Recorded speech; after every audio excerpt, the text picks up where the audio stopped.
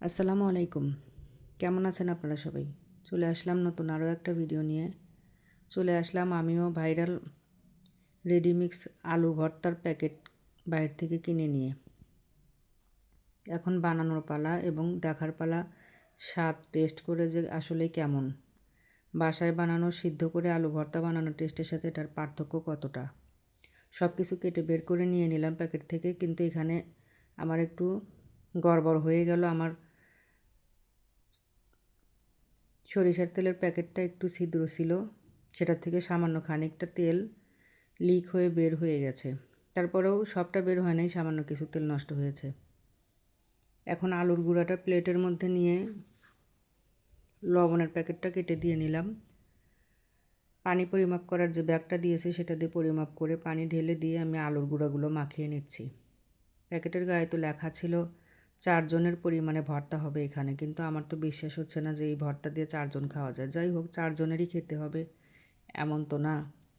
বানিয়ে নিয়ে আগে দেখি টেস্টটা কেমন আসে, কতটা পার্থক্য ঘরে বানানো আলু ভর্তার সাথে।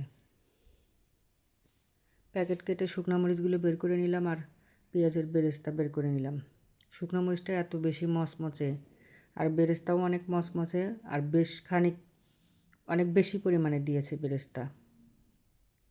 আমরা সাধারণত প্রতিদিনই সকালবেলা ভর্তা ভাত খাই, কিন্তু কোনো সময় বেরেস্তার ভর্তা বানাই না। আমরা সবসময় কাঁচা পেঁয়াজের ভর্তা খেতে ভালোবাসি। আজকে একটা নতুন অভিজ্ঞতা হয়ে যাক। সব শেষে দিয়ে নিচ্ছি সেই সরিষার তেল। যদিও কিছুটা পড়ে গেছে, পরেও অনেক বেশি ছিল। না পড়লে তাহলে আরও কতটা বাড়তো।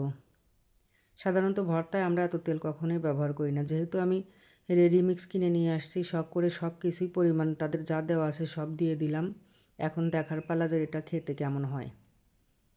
হয়ে গেল আমার রেডিমিক্স আলু ভর্তা। ভিডিওটা এই পর্যন্তই। আল্লাহ হাফেজ।